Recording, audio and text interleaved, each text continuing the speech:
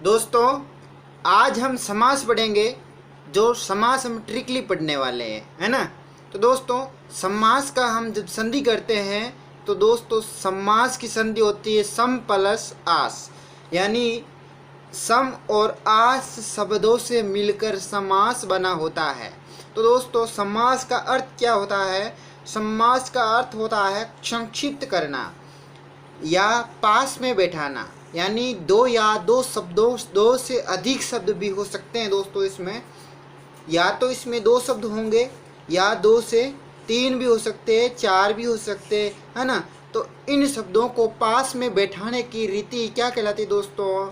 समास का अर्थ और परिभाषा है इसका। परिभाषा हो गई दोस्तों, दो या दो से अधिक शब्दों को पास बैठाने की प्रक्रिया समास कहलाती है। तो दोस्तों, समास की क्यों ज़रूरत पड़ी? समास की इसीलिए ज़रूरत पड़ी क्योंकि कोई भी लाइन है जो हम पढ़ रहे हैं, जैसे लंबोदर, तो इसी लाइन को मैं लंबा है जिसके उधर, तो इस लाइन को मैं कम समय में और कम जगह के अंदर इसको समास से मैं शब्द को बना सकता हूँ, इसलिए समास की ज़रूरत पड़ी, जो हम एग्जाम्पल से अच्छी तरीके से समझने की कोशिश करेंगे दोस्तों। अब दोस्तों, हम बात करें समस्त पद या सामासिक पद क्या होता है। समास की प्रक्रिया पूर्ण पर करने पर जो नया शब्द बनता है उसे समस्त पद कहते हैं, है ना। विग्रह, शब्दों को अलग करने की रीति विग्रह कहलाती है। अब दोस्तों, पद की बात करें तो दोस्तों समास के अंदर दो पद होते हैं। एक होता है समस्त पद में पहले शब्द को, यानी पहला शब्द होता है वो होता है पूर्व पद, वे दूसरे शब्द को उत्तर पद कहते हैं, है ना। अब दोस्तों, समास के भेद की बात करते हैं तो दोस्तों समास के भेद 6 होते हैं, जो हम ट्रिक के आधार पर पढ़ेंगे, जो आप कभी नहीं भूलेंगे, है ना। तो हमारी दोस्तों ट्रिक यहाँ पर रहेगी दोस्तों, याद करिएगा। ट्रिक है हमारी द्वंद्व अब तक। द्वंद्व अब तक यानी इस द्वय का मतलब हो गया दोस्तों द्विगु समास, और इस दे का मतलब हो गया द्वंद्व समास, इस ए का मतलब हो गया अव्यवभाव समास, और बे का मतलब हो गया बहुव्रीहि समास, ते का मतलब हो गया तत्पुरुष समास, क्रय का मतलब हो गया कर्मधारय समास। तो दोस्तों, इस प्रकार से हमारा समास है, जो ज़रा ध्यान से समझने की कोशिश कीजिएगा। तो 6 भेद हो गए हैं दोस्तों, ये अव्यवभाव समास, कर्मधारय, बहुव्रीहि, द्विगु, द्वंद्व, तत्पुरुष समास। तो दोस्तों, हम सबसे पहले पढ़ेंगे अव्यवभाव समास। अव्यवभाव समास क्या होता है दोस्तों, ज़रा ध्यान से समझने की कोशिश कीजिएगा। अव्यवभाव समास की पहचान ट्रिक होती है, इसमें पूर्व पद उपसर्ग होगा, हमेशा के लिए याद रखना दोस्तों। अव्यवभाव समास की ट्रिक है दोस्तों पूर्व पद उपसर्ग, या दोस्तों इसमें होता है प्रथम पद छोटा तथा दूसरा पद बड़ा। मैंने बात की थी, ये लाइन है जैसे जन्म तक, जीवन पर्यंत, तो ये दोस्तों हिंदी के अंदर इसको शॉर्ट में लिखने के लिए समास की ज़रूरत पड़ी। इस प्रकार से इसको जन्म तक, इस शब्द को इसी प्रकार से हम शॉर्ट में लिख सकते हैं आ जन्म, जिससे हमारी हिंदी ज़्यादा कठिन नहीं हो, है ना, और याद रखने में भी क्या हो दोस्तों, सरल हो। इस प्रकार से हमारी हिंदी में समास की ज़रूरत पड़ी। तो अव्यवभाव समास का ट्रिक पहचान है, प्रथम पद या तो छोटा होगा अथवा दूसरा पद बड़ा होगा, या दोस्तों पूर्व पद उपसर्ग होगा। ज़्यादातर दोस्तों अव्यवभाव समास के अंदर उपसर्ग ही होता है दोस्तों। उपसर्ग आप जानते हैं दोस्तों, है ना।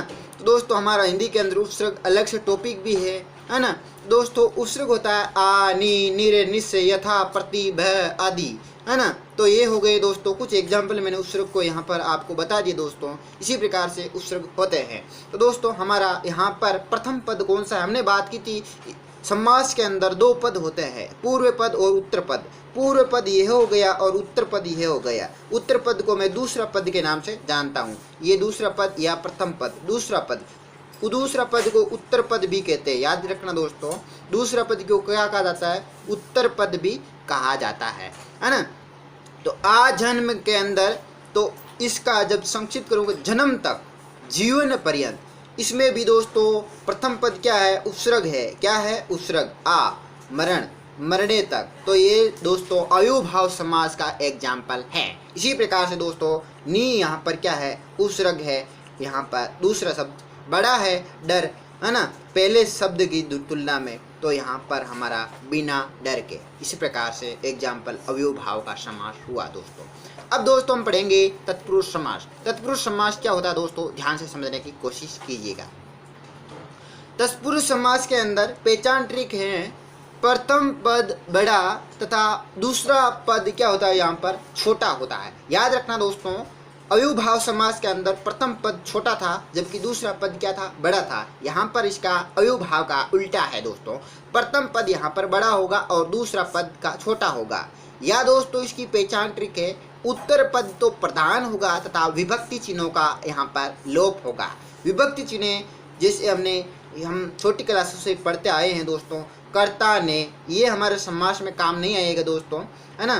तो समास के अंदर हमारा काम आने वाला है कर्म को करण से द्वारा, संप्रदान के लिए, अपादान से यानी अलग होना, संबंध का के की, ना ने नी, रा रे री, अधिकरण में या पर, संबोधन के हे रे अरे, ये हुए दोस्तों विभक्ति चिन्ह। इन विभक्ति चिन्हों का क्या होगा, लोप होगा। जैसे यहाँ पर जेब को कतरने वाला, तो यहाँ पर क्या है, को क्या है, यहाँ पर विभक्ति चिन्ह है, तो यहाँ पर इसका लोप होते ही क्या बन जाता है दोस्तों, जेब कतरा, यानी इसका मीन्स क्या हो गया, जेब कतरा।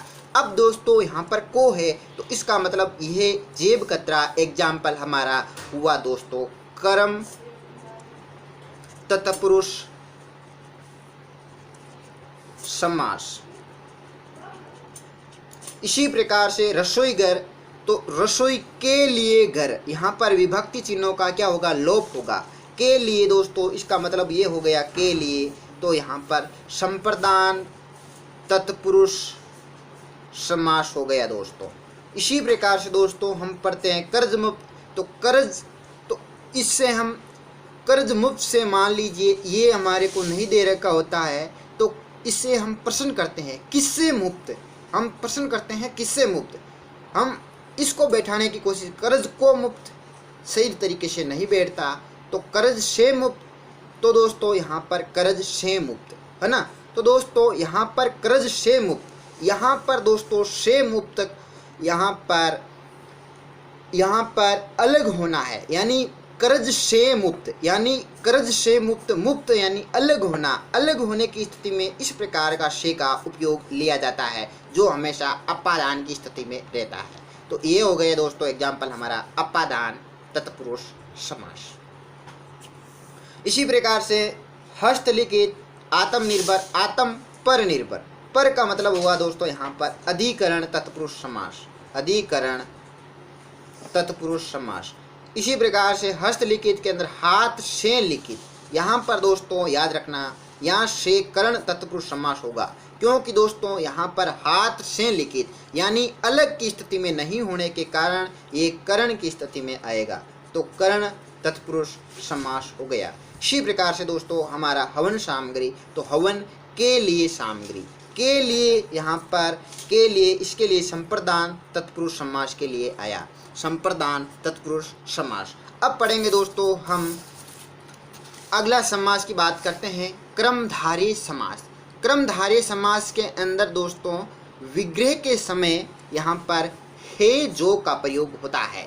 हम जब शब्द में विग्रह करते हैं तो हे जो का प्रयोग होगा, और इसकी पहचान की ट्रिक होती है, पहला पद यहाँ पर क्या होता है, दूसरे पद की विशेषता बताता है, यानी यह पहला पद होता है, पहला पद यहाँ पर नील है, यहाँ पर नल नील है, नौ क श्या, तो यहाँ पर यह क्या हो गया, पहला पद हो गया। और दूसरा पद यहाँ पर क्या है, कमल, कंठ, युवक, पूत और पट, यानी पहला पद दूसरी पद की विशेषता बताता है, तो यह क्या होता है दोस्तों, कर्मधारय समास होता है।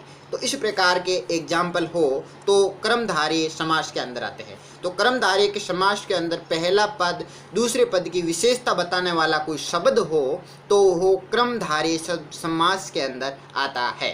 जैसे हम बात करते हैं नील कमल, तो नील कमल तो ये क्या बताता है, कमल की विशेषता बताता है कि नीला है जो कमल, नीला है जो कमल।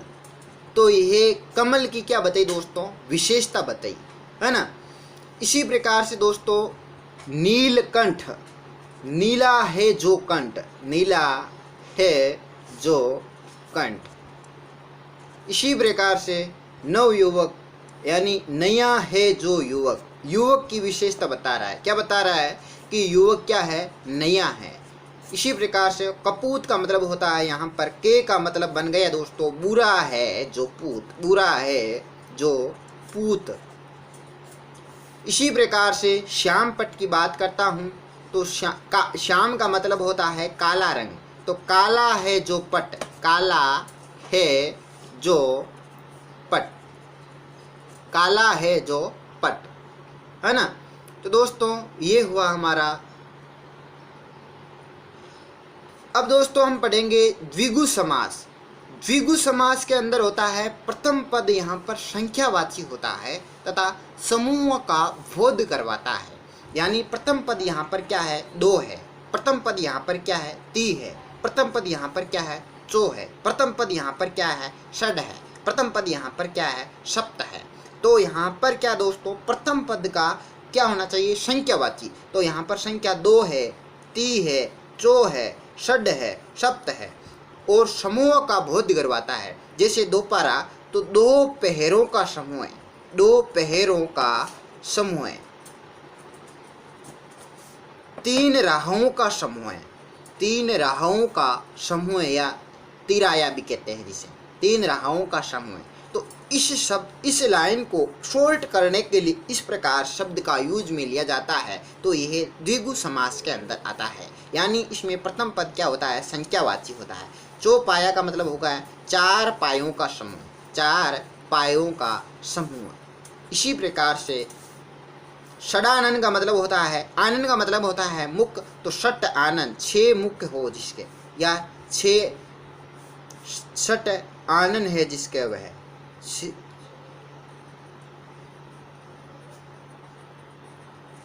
या दोस्तों सप्ताह का मतलब होता है 7 दिनों का समूह, 7 दिनों का समूह है। अब दोस्तों हम बात करते हैं द्वंद्व समास की।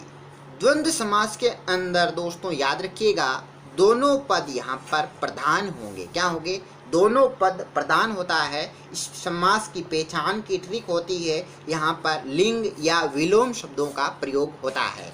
नोट्स याद रखना दोस्तों, इसमें शब्दों के मध्य क्या आएगा, और या का प्रयोग। जब हम विग्रह करते हैं दोस्तों तो यहाँ पर क्या आता है, और या का प्रयोग होता है।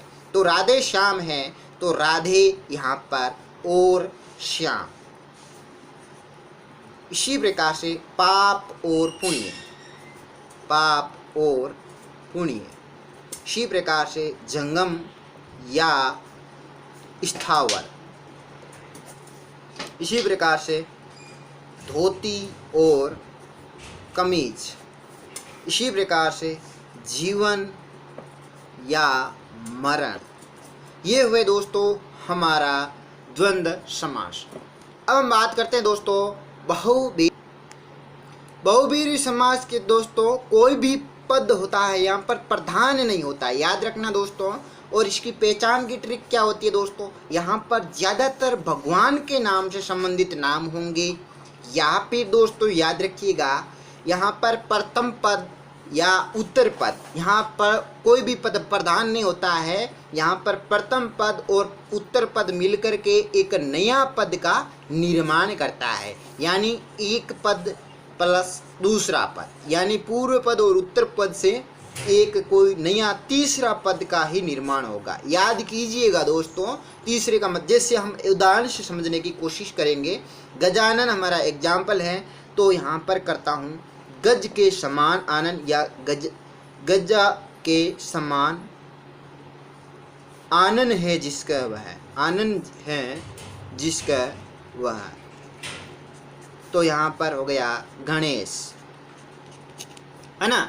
इसी प्रकार से तो यहाँ पर गणेश क्या हुआ दोस्तों, यह ये था प्रथम पद ये आनन था दूसरा पद या उत्तर पद।